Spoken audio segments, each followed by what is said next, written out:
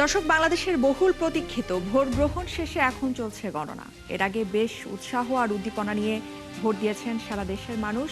ফলে ভোট কেন্দ্রগুলোতে ছিল উৎসব আমেজ। নির্বাচনের সব খবর নিয়ে সারাদিন আপনাদের সাথে ছিল একাত্তর।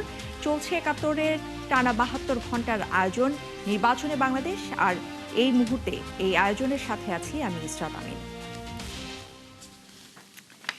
জাতীয় সংসদ নির্বাচন এবং গণভোটে দেশের ২৯৯টি আসনে ভোট গ্রহণ শেষে চলছে গণনা।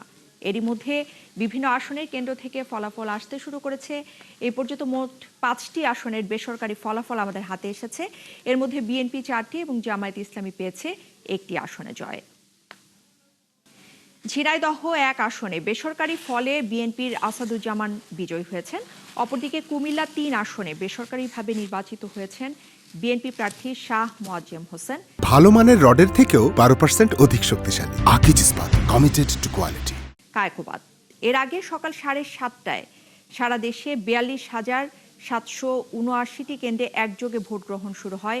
টানা ৯ ঘন্টা বিরতিহীনভাবে ভোট গ্রহণ চলে। তবে শেরপুর ৩ আসনে এক প্রার্থীর মৃত্যুর কারণে সেখানে ভোট গ্রহণ স্থগিত রাখা হয়েছে। এখনও পরবর্তীতে নতুন তফসিল অনুযায়ী সেখানে ভোট গ্রহণ সম্পন্ন হবে। গণনার সময় প্রথমে সংসদ নির্বাচনের ব্যালট এবং গণভোটের ব্যালট আলাদা করা হবে। আর এরপর আলাদা আলাদা দলে ভাগ হয়ে ভোট গ্রহণ কর্মকর্তারা সংসদ নির্বাচন এবং গণভোটের ভোট গণনা করবেন। এদিকে সারা দেশে সকাল থেকে বিচ্ছিন্ন ঘটনা ঘটেছে কিছুটা।